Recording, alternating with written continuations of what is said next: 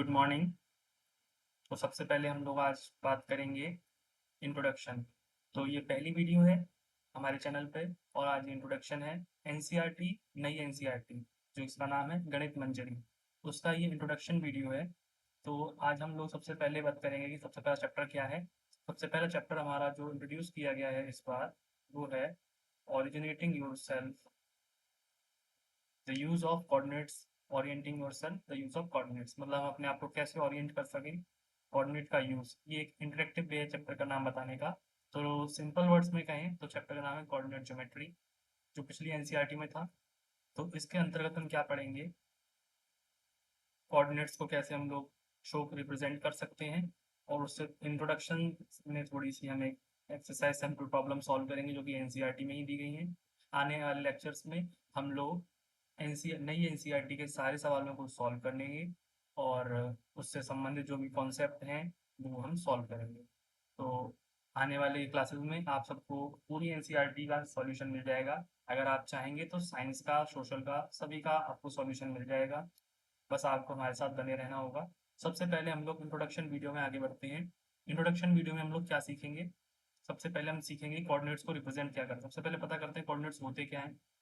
जैसे किसी भी का इसको कहते हैं एक्स वाई प्लेन, जो कि आपको दिख रहा होगा, कर्सर पे दिखाते हैं। ये कर्सर आप देख सकते हैं यहाँ पर ये मूव कर रहा है, इसको कहते हैं कार्टेशियन प्लेन।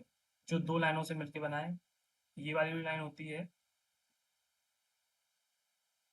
जो ये वाली लाइन है इसको हम लोग कहते हैं एक्स एक्सिस, जो कि यहाँ पे लेटी हुई लाइन दिख रही है अभी आपको, ये लेटी हुई लाइन है। This is called as x axis, इसको हम एक्स एक्सिस कहते हैं, जो कि आपको यहाँ पे साफ साफ मालूम पड़ रही है, ठीक है।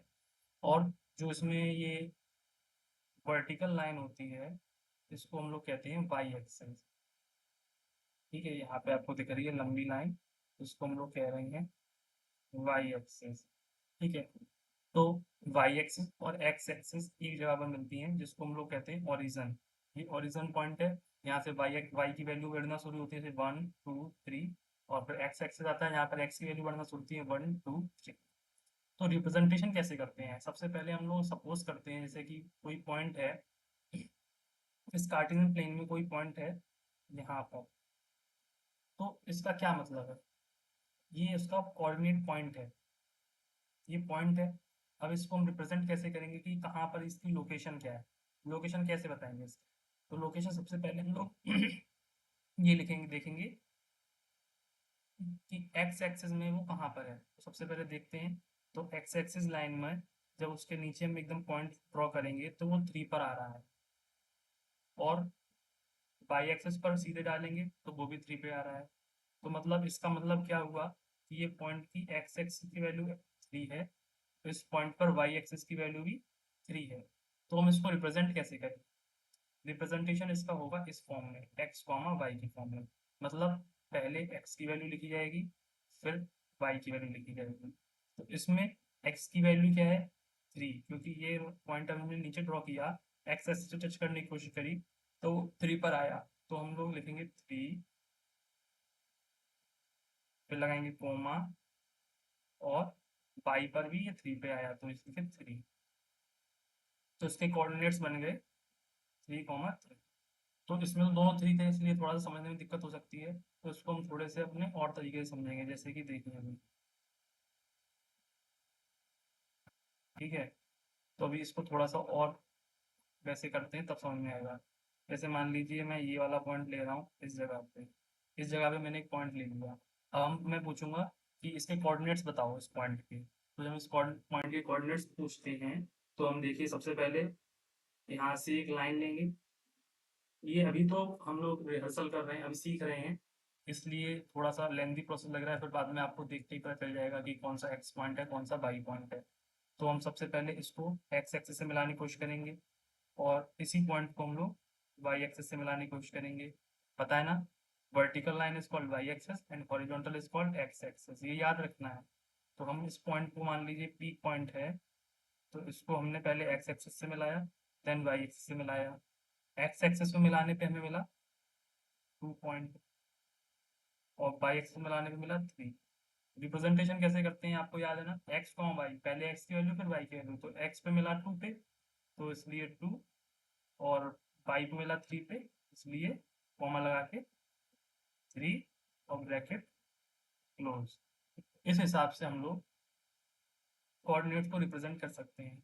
तो चलिए, इसमें जो एग्जाम्पल दिया है पहली एक्सरसाइज में, एक्सरसाइज कल करेंगे या आने वाली आप वीडियो में देख लेंगे, अभी वीडियो अपलोड होंगी तो उसमें आपको एक्सरसाइज क्वेश्चन बाई क्वेश्चन मिल जाएगी, आप उससे अपनी क्वेश्चन सॉल्व कर सकते हैं, जो आपके डाउट हो वो भी क्लियर हो जाएंगे। अगर आपको इसमें से कोई डाउट समझ में नहीं है, कोई डाउट आ रहा हो, तो आप कमेंट बॉक्स में लिख सकते हैं, अगली वीडियो में डिस्कस कर लिया जाएगा। ये वीडियो भी कंटिन्यूस चलेंगी। अगर आपको लाइव वीडियो चाहिए जिसमें कंटिन्यूसली चलता रहे, तो आप कमेंट कर सकते हैं।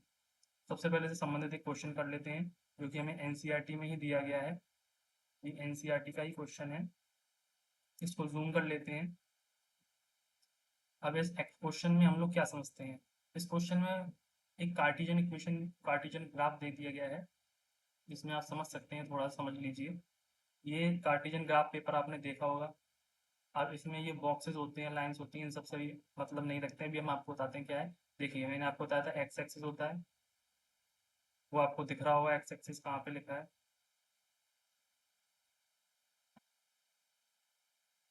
देखिए, ये लिखा है एक्स एक्सिस।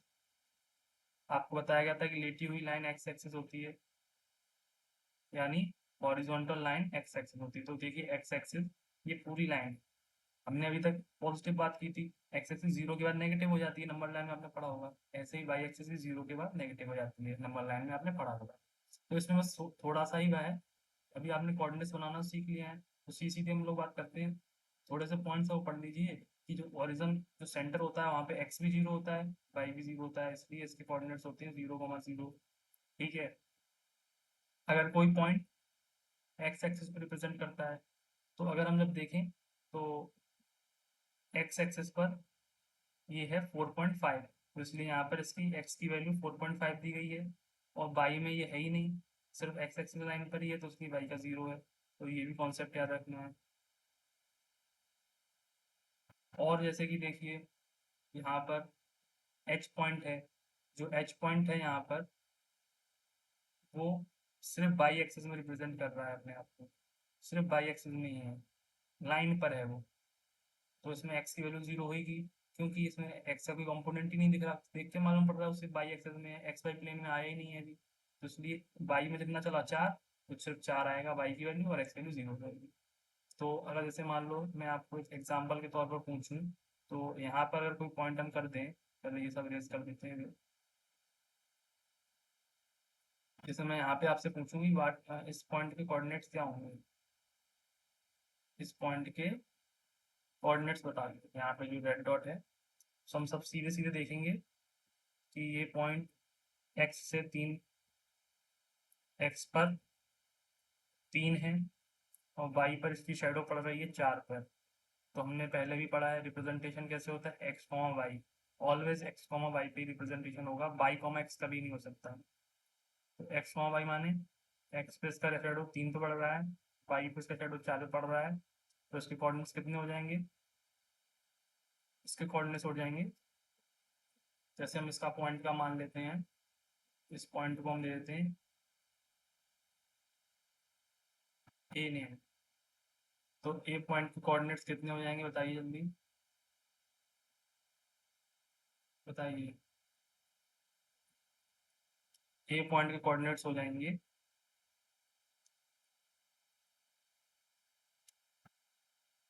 3,4। ठीक है। ऐसे ही अगर हम